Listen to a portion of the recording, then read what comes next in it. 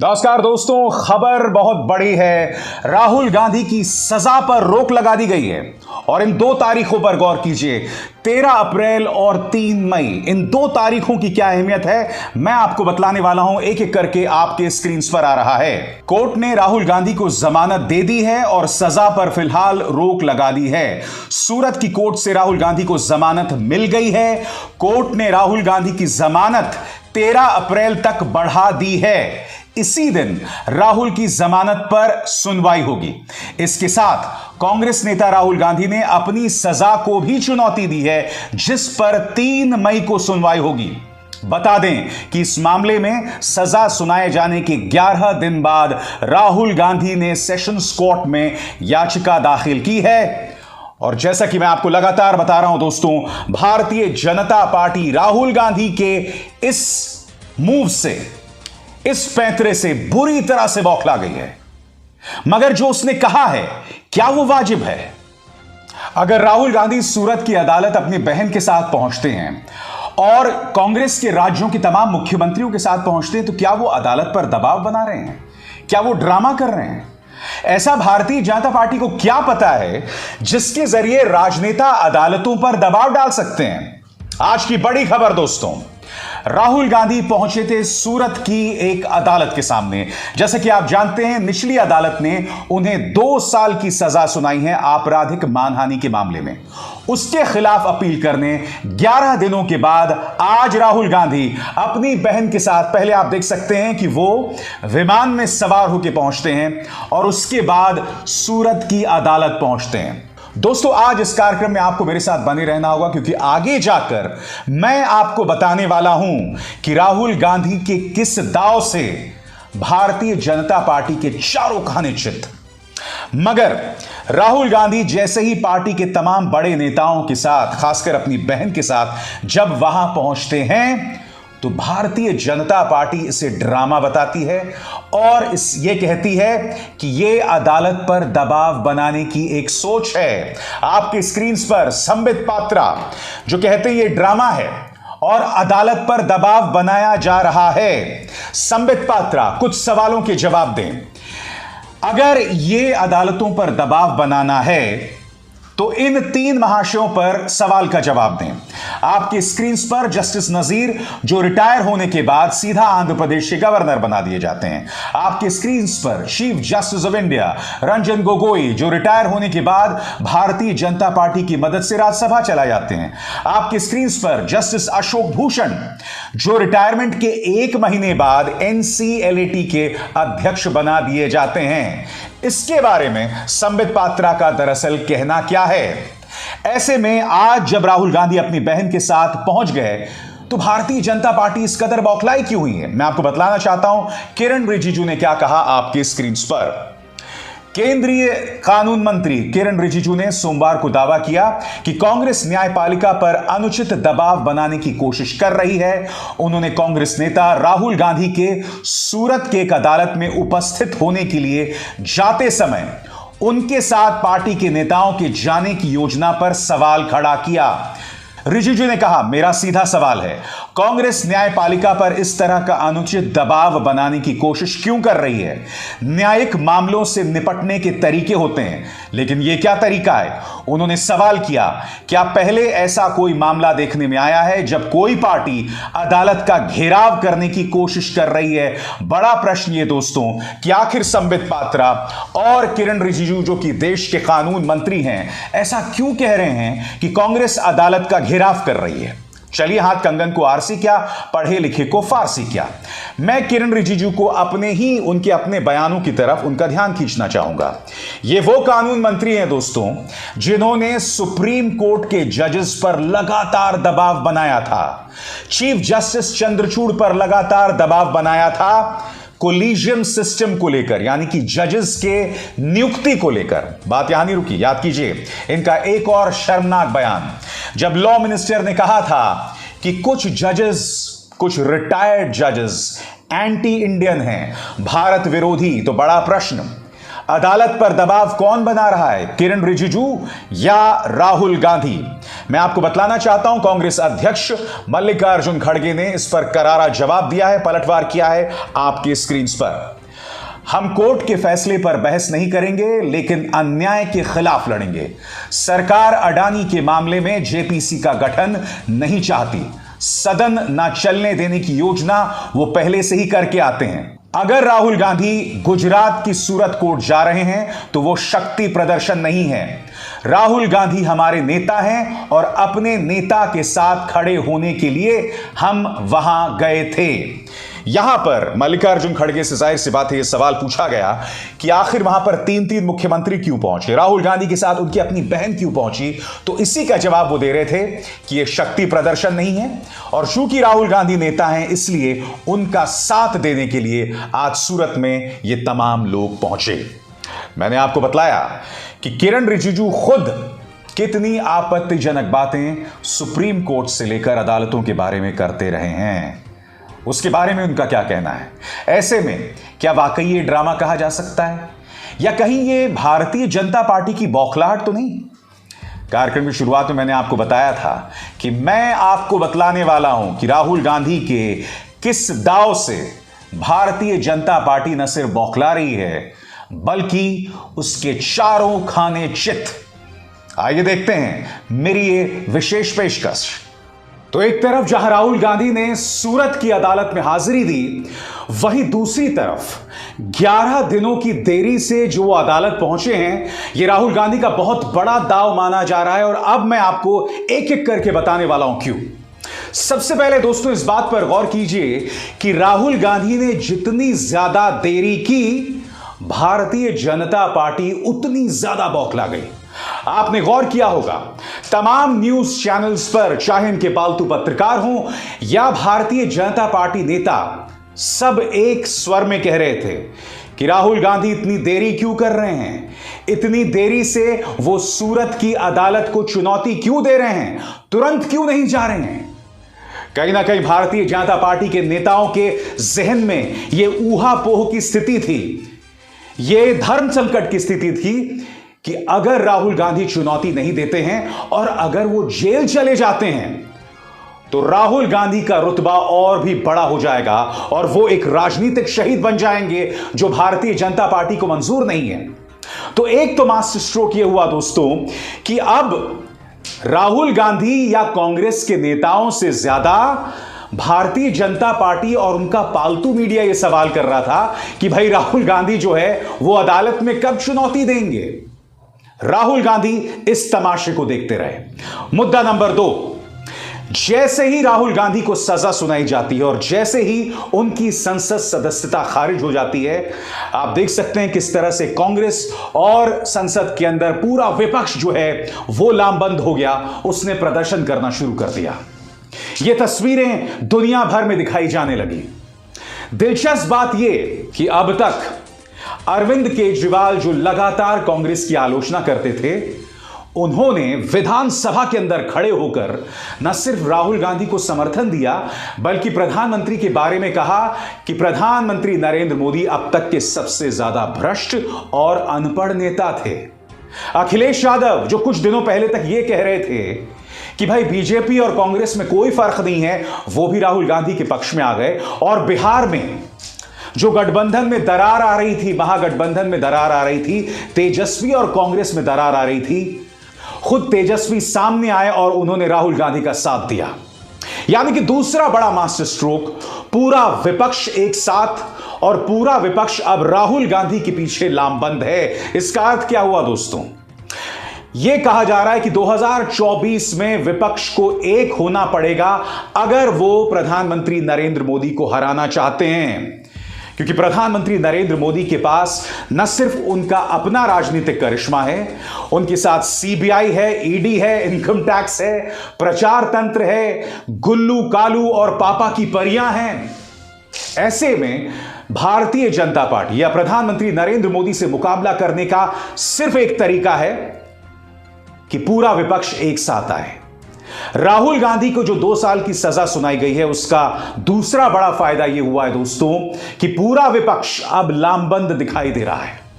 तीसरा मुद्दा, राहुल गांधी जैसे जैसे देरी कर रहे थे, अंतर्राष्ट्रीय तौर में इस खबर को लेकर दिलचस्पी बढ़ी। तमाम जो अंतर्राष्ट्रीय अखबार जो हैं वो धड़ल्ले से चला रहे थे कि ये लोकतंत्र का अपमान है। लगातार ये कहा जा रहा था कि भारत में लोकतंत्र खत्म हो गया है। यही नहीं, इंडियन एक्सप्रेस में प्रताप भानु मेहता ने तो ये तक कह दिया कि लोकतंत्र का मजाक है। अब ये लोकतंत्र नहीं रहा कि जिस तरह से राहुल गांधी को सजा सुनाई गई, कई लोग ये बातें कहने लगे और फिर दो घटनाक्रम होते हैं। सबसे पहले अमेरिका इस पर प्रतिक्रिया देता है दोस्तों, और वो अपनी प्रतिक्रिया में क्या कहता है? वो अपनी प्रतिक्रिया में कहता है कि हमारी निगाह इस घटनाक्रम पर बनी हुई है। जर्मनी सामने आता है। जर्मनी ये कहता है कि हमें ये पता है कि राहुल गांधी के पास मौका है कि वो इस सजा के खिलाफ अपील कर सकें, मगर हम ये उम्मीद करते हैं कि उन्हें पूरी पारदर्शिता से सुना जाएगा और पूरी प्रक्रिया जो है वो तर्क संगत होगी, आजादी से होगी। तो कहने का अर्थ यह दोस्तों कि अचानक अंतर्राष्ट्रीय समुदाय इस मुद्दे पर टिप्पणी करने लगा, जो भारत के लिए बहुत जबरदस्त शर्मिंदगी की बात है, क्योंकि कहीं ना कहीं भारत के लोकतंत्र पर सवालिया निशान उठा रहा है और इसी के जरिए प्रधानमंत्री की कमजोर नब्ज पर एक करारा हमला हुआ। कौन सी कमजोर नब्ज? प्रधानमंत्री नरेंद्र मोदी अपने एनआरआईज के सहारे से विश्व गुरु बनना चाहते थे। अब आप खुद बताइए, जब अंतर्राष्ट्रीय अखबार लगातार लिख रहे हैं कि भारत में लोकतंत्र जो है वो बर्बाद हो रहा है, तो प्रधानमंत्री विश्वगुरु कैसे बनेंगे? तो यह था राहुल गांधी का तीसरा तुरुप का पत्ता, जिसका जवाब भारतीय जनता पार्टी के पास नहीं था। यही नहीं दोस्तों, संसद में जहां विपक्ष के नेता प्रदर्शन कर रहे थे, एक और चीज सामने उभर कर आ रही थी। संसद को अधिकतर समय बाधित करने का काम कौन कर रहा था? बीजेपी कर रही थी। यह कह कहकर कि लंदन और कैम्ब्रिज में राहुल गांधी ने भारत का अपमान किया। यानी कि ये दो खबरें एक साथ आई। संसद के अंदर जिस तरह से भारतीय जनता पार्टी अराजकता मचा रही थी, शांति को भंग कर रही थी, और यही नहीं, उपराष्ट्रपति जगदीप धनखड़ और लोकसभा के अध्यक्ष ओम बिरला दोनों की निष्पक्षता पर भी लगातार सवाल हो रहा था। याद दिलाना चाहूंगा, महुआ मोइत्रा ने क्या बयान दिया था? महुआ मोइत्रा ने बयान दिया था कि लोकसभा के अध्यक्ष ओम बिरला सत्ता पक्ष को तो बयान देने देते हैं, मगर जब विपक्ष की बारी आती है तो सदन की कार्रवाई को स्थगित कर देते हैं। यही नहीं, आपको याद होगा राहुल गांधी ने प्रेस कॉन्फ्रेंस किया था और उस प्रेस कॉन्फ्रेंस में उन्होंने कहा था कि मैंने ओम बिरला साहब से कहा था कि मुझे बोलने की आजादी दी जाए, मुझे बोलने की स्वतंत्रता दी जाए, मुझे अपनी बात रखने का अधिकार दिया जाए। मगर उनका यह कहना था कि हर बार ओम बिरला साहब जो है वो मुस्कुरा देते थे। नतीजा क्या होता है दोस्तों? जिस हाउसिंग कमेटी के अध्यक्ष CR पाटिल थे, बीजेपी के सांसद, वो राहुल गांधी को फरमान जारी करते हैं कि तुम अपना मकान खाली करो। जी हां, मकान खाली करने के लिए कह दिया जाता है 22 अप्रैल से, मगर खबर यह आ रही है कि राहुल गांधी ने उससे पहले ही अपना मकान खाली करना शुरू कर दिया है।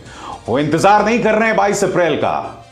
तो ये तमाम चीजों के जरिए कहीं ना कहीं भारतीय जनता पार्टी पर सवाल था, कहीं ना कहीं लोकसभा अध्यक्ष और उपराष्ट्रपति जगदीप धनखड़ पर सवाल था।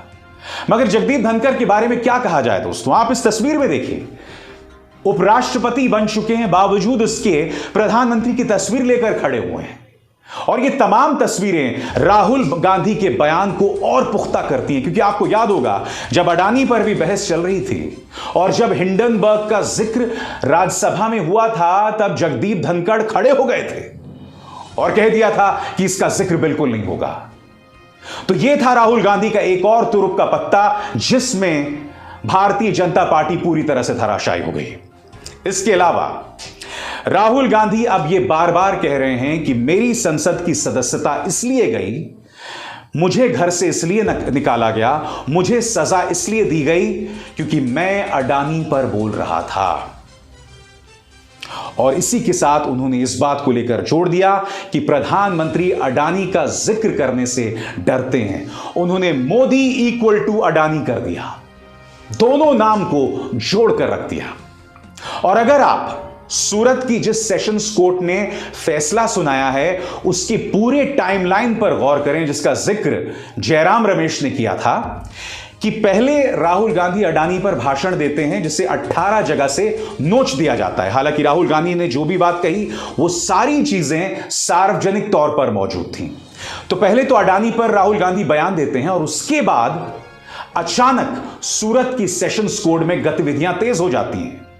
पूर्णेश मोदी, जिन्होंने कार्रवाई पर लगाम लगाया होता है, तुरंत वो अपनी याचिका को वापस लेते हैं, तुरंत जिरह होती है, फैसला होता है और राहुल गांधी को ज्यादा से ज्यादा 2 साल की सजा सुनाई जाती है। यानी कि राहुल गांधी या कांग्रेस जो दावा कर रही थी कि अडानी पर बोलने की सजा उन्हें मिली, 2 साल की सजा, और उन्हें संसद से निकाला गया और उन्हें घर से निकाला गया, वो बात लगभग सही साबित हुई अगर हम इस पूरे घटनाक्रम पर निगाह डालें तो। दोस्तों, प्रधानमंत्री पर राहुल गांधी का हमला इसलिए भी पुख्ता हो जाता है क्योंकि आपको याद होगा जब राहुल गांधी ने संसद में अडानी पर कहा था और जब उनके भाषण को 18 जगह से हटा दिया गया था और जब प्रधानमंत्री के भाषण देने की बारी आई थी लोकसभा और राज्यसभा में, तब प्रधानमंत्री ने एक बार भी, सही सुना आपने, एक बार भी अडानी शब्द का जिक्र नहीं किया। यानी कि राहुल गांधी के उस बयान पर एक बार फिर मोहर लग गई कि प्रधानमंत्री अडानी पर बोलने से कतराते हैं क्योंकि वो कुछ छुपाना चाहते हैं। यह भी ना भूलें दोस्तों कि इस पूरे घटनाक्रम में भाजपा का जो सबसे मजबूत हथियार था वो था मीडिया। और जैसे कि आप मीडिया में देख सकते हैं, राहुल गांधी को बदनाम करने की हर संभव कोशिश की गई, इस तरह के तमाम कार्यक्रम चलाए गए। हुआ यह दोस्तों कि किसान आंदोलन से पहले ही मीडिया की जो विश्वसनीयता है वो खत्म होती जा रही है। मीडिया किस तरह से भारतीय जनता पार्टी का पिछलग्गू है वो देश देख रहा है। इसलिए तमाम कोशिशों के बावजूद मीडिया वाली स्ट्रैटेजी काम नहीं आई, यानी कि पापा के गुल्लू कालू और पापा की परियां पूरी तरह से फेल साबित हुई और राहुल गांधी जिस तरह से मीडिया पर लगातार हमले बोल रहे थे वो भी अंततः सही साबित हुई। और एक और चीज, राहुल क्या कह रहे हैं? राहुल ये कह रहे हैं कि अडानी 2014 में दुनिया के 609वें सबसे अमीर व्यक्ति थे और कुछ दिनों बाद जब ये सरकार सत्ता में आई तो दुनिया के दूसरे सबसे अमीर व्यक्ति हो गए। वो ये बार बार कह रहे थे कि किस तरह से अडानी को प्रधानमंत्री मोदी ने फायदा उठाया और अगर पूरे घटनाक्रम पर आप निगाह डालें तो सही भी साबित होती है। और बात यहां नहीं रुकती दोस्तों, आज टीएमसी की सांसद महुआ मोइत्रा ने एक खबर की तरफ हमारा ध्यान खींचा जो इस बात को प्रमाणित करता है कि अडानी जी को अब भी फायदा दिलाया जा रहा है। और कैसे, यह खबर आपकी स्क्रीन पर, महुआ मोइत्रा का ट्वीट। महुआ मोइत्रा इसमें कह रही हैं, Adani has snatched its 14th port at Karaikal in spite of allegations of fraud by Kotak Mahindra. Yet another infrastructure asset being handed over to Adani gang, calling them a gang because now we actually don't know who owns what here.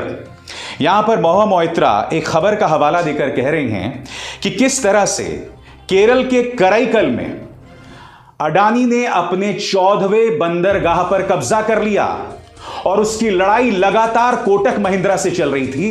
Kotak Mahindra जिसका यह आरोप था कि Adani group जो है वो fraud कर रहा था। यानी कि आज भी अडानी ग्रुप का दबदबा कायम है।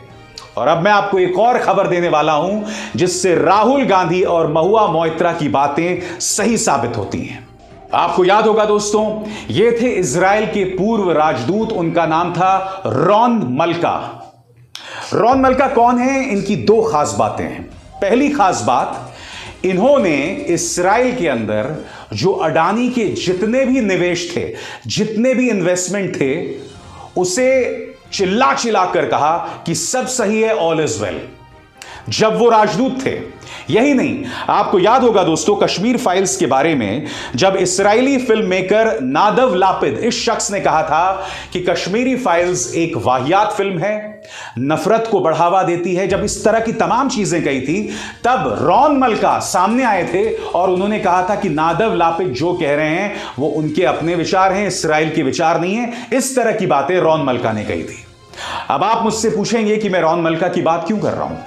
मैं रॉन मल्का की बात इसलिए कर रहा हूं दोस्तों, क्योंकि मैं आपको बता दूं कि रॉन मल्का इस्राएल के हाइफा बंदरगाह के चेयरमैन बन गए हैं, जहां पर अडानी का एक बिजनेस चल रहा है। हाइफा बंदरगाह में अडानी का जो बिजनेस चल रहा है, उनका जो व्यापार चल रहा है, रॉन मल्का उसके अध्यक्ष बना दिए गए हैं। यानी कि यह व्यक्ति जब सरकारी नौकरी कर रहा था तब यह अडानी की सेवा कर रहा था, उनके पक्ष में बोल रहा था।